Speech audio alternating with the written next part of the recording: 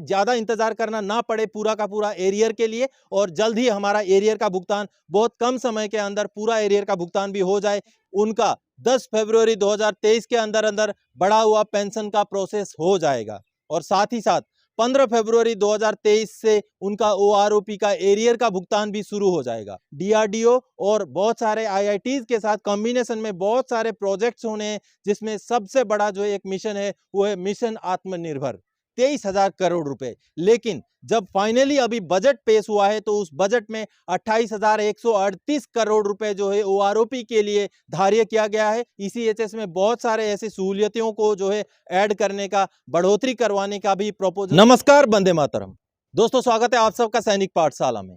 दोस्तों, ये जो जानकारी मैंने आप सबको वीडियो के जरिए दी थी, ये जानकारी निकल के आई थी सीजीडीए की तरफ से। यानी कि सीजीडीए ने ये जानकारी दी थी दोस्तों कि जिन भी लोगों का ओआरओपी 2 के तहत बढ़ोतरी हुई है, उनमें से जितने लोग स्पर्श में माइग्रेटेड हैं, उनका 10 फरवरी 2023 के अंदर अंदर बढ़ा हुआ पेंशन का प्रोसेस हो जाएगा, और साथ ही साथ 15 फरवरी 2023 से उनका ओआरओपी का एरियर का भुगतान भी शुरू हो जाएगा। दोस्तों, ये एक बहुत बड़ी जानकारी थी और ऑथेंटिक जानकारी थी, क्योंकि सीजीडीए यानी कि डिफेंस अकाउंट डिपार्टमेंट ने खुद अपने ट्विटर हैंडल से ये जानकारी दी थी। तो दोस्तों, ये जानकारी ठीक देश का जब आम बजट संसद में पेश हुआ उसके एक दिन बाद आया था। यानी कि देश की वित्त मंत्री निर्मला सीतारमण जी ने जिस दिन देश का आम बजट संसद में पेश कर दिया, उसके ठीक एक दिन बाद ये जानकारी आना एक बहुत बड़ा आम बजट के साथ हमारे ओआरओपी का लिंक को दर्शाता है। दोस्तों, आप सबको बता दूं, इस बार जो बजट पेश किया गया है उसमें जो डिफेंस बजट है उसमें काफी बढ़ोतरी हुई है, काफी इजाफा हुआ है, और डिफेंस एम्प्लॉइज और डिफेंस पेंशनर्स के लिए उसमें बहुत सारी सौगातें हैं दोस्तों। तो आप सबको सबसे पहले मैं बता दूं दोस्तों कि जो ओआरओपी 2 के लिए जो पीआईबी का आंकड़ा जारी हुआ था आज से लगभग 1 महीना पहले, उस आंकड़े में जितना पैसा ओआरओपी के लिए निर्धारित किया गया था 23,000 करोड़ रुपए। लेकिन जब फाइनली अभी बजट पेश हुआ है तो उस बजट में 28,138 करोड़ रुपए जो है ओआरओपी के लिए धार्य किया गया है, जो कि लगभग 5,000 करोड़ रुपए का इजाफा है। तो दोस्तों, हो सकता है जब पीआईबी का जो आंकड़ा जारी हुआ था उस समय में जून 2022 तक का ही एरियर को इंक्लूड किया गया हो, और अभी जब फाइनली बजट आ गया तो उसमें दिसंबर 2022 तक का पूरा एरियर को जब इंक्लूड किया गया, तो इस वजह से हो सकता है कि बजट में ओआरओपी 2 के जो है जो आंकड़ा है उसको बढ़ा करके 5,000 करोड़ रुपए जो है बढ़ा दिए गए, जो कि अभी 28,138 करोड़ रुपए हो गया है। दोस्तों, डिफेंस मिनिस्ट्री की तरफ से जो इस बजट के ऊपर एक प्रेस रिलीज जारी हुआ है उसको पहले देखते हैं, उसको समझ लेते हैं। उसमें बहुत सारी सौगातें हैं जो पेंशनर्स के लिए भी हैं,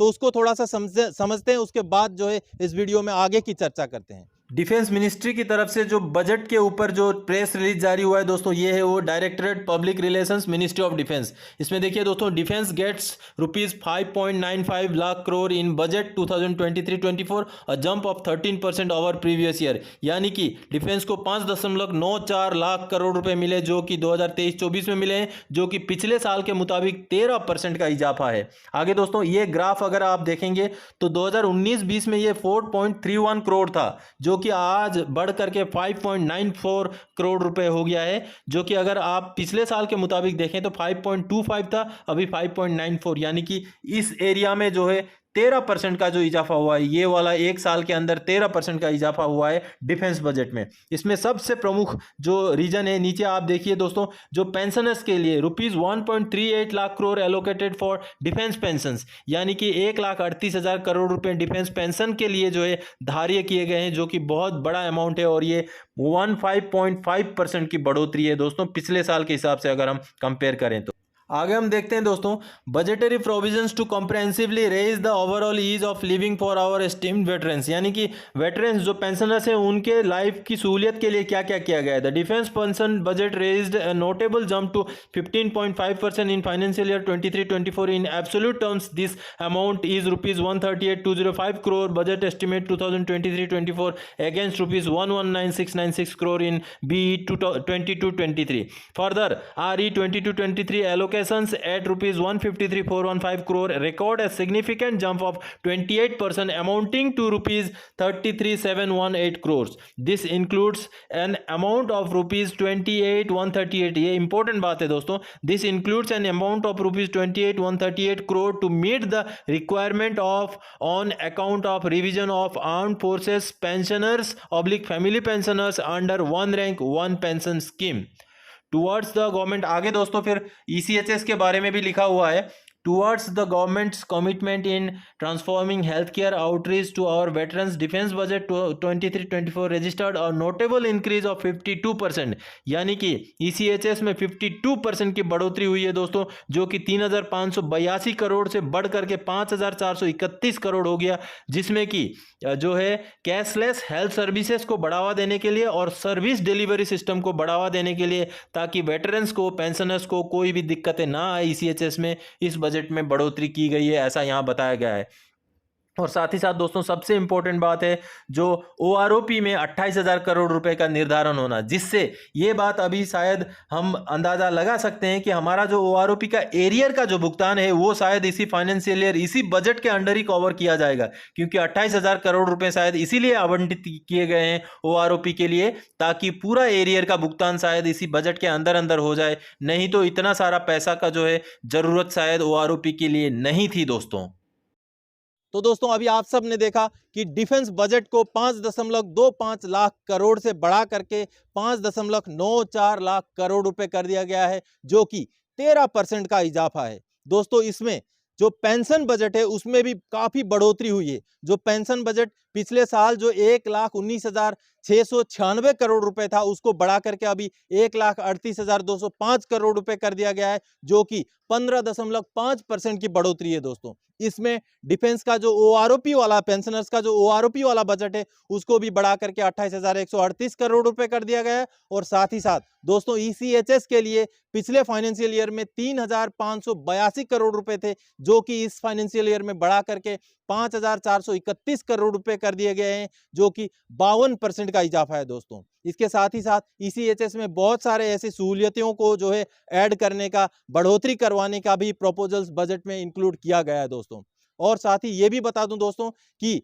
अगर RE की बात करें, RE वो अमाउंट होता है दोस्तों, रिवाइज एस्टिमेट होता है। अगर मान लीजिए डिफेंस पेंशन बजट में कटौती हो जाती है, कमी पड़ जाती है, तो RE में जो पैसा निर्धारण किया जाता है उस पैसे से जो है एडिशनल बजट लेकर के जो है डिफेंस पेंशन का आगे का काम किया जा सकता है, जो RE के लिए 1,53,415 करोड़ रुपए जो है धार्य किया गया है दोस्तों, उसमें भी बहुत बड़ा इजाफा है। तो साथ ही साथ अग्निवीर के लिए, ऑपरेशनल रेडीनेस के लिए, मॉडर्नाइजेशन और इंफ्रास्ट्रक्चर के लिए, जिसमें कि सेला टनल, नेचीपू टनल जैसे नॉर्दर्न सेक्टर में जितने भी टनल्स हैं उनको भी बनाने के लिए पैसा निर्धारित किया गया है इस बजट में दोस्तों। और साथ ही साथ बता दूं दोस्तों, इनोवेशन और टेक्नोलॉजी के लिए भी पैसा जो है आवंटित किया गया है, जो कि DRDO और बहुत सारे IITs के साथ कॉम्बिनेशन में बहुत सारे प्रोजेक्ट्स होने हैं, जिसमें सबसे बड़ा जो एक मिशन है वो है मिशन आत्मनिर्भर।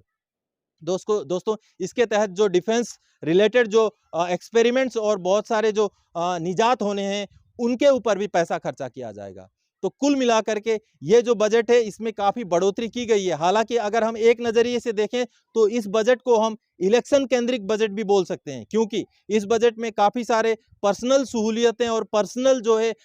डेवलपमेंट है उनके लिए भी पैसे जो है खर्चे किए जा रहे हैं। तो हो सकता है आने वाले इलेक्शन को ध्यान में रख के भी इस बजट में ऐसा प्रावधान रखा गया है। और दोस्तों स्पेशली OROP 2 के ऊपर बजट का बढ़ोतरी हो जाना इस बात की ओर इशारा करता है कि हमें शायद एरियर का भुगतान बहुत जल्दी इसी फाइनेंशियल ईयर के अंदर हो जाएगा, क्योंकि अगर पूरा बजट इसी बजट में अगर धार्य किया गया है तो हो सकता है कि हमें ज़्यादा इंतजार करना ना पड़े पूरा का पूरा एरियर के लिए, और जल्द ही हमारा एरियर का भुगतान बहुत कम समय के अंदर पूरा एरियर का भुगतान भी हो जाए, क्योंकि जो बजट लिया गया है OROP 2 के लिए वो बजट इसी बात की तरफ इशारा करता है। तो दोस्तों बजट और OROP 2 के ऊपर उसका जो प्रभाव है उसी बात को लेकर के इस वीडियो में आया था। आगे और कोई जानकारीदायक आपसे सरोकार रखने वाला विषय लेकर मैं फिर से हाजिर हो जाऊंगा। तब तक के लिए जय हिंद दोस्तों।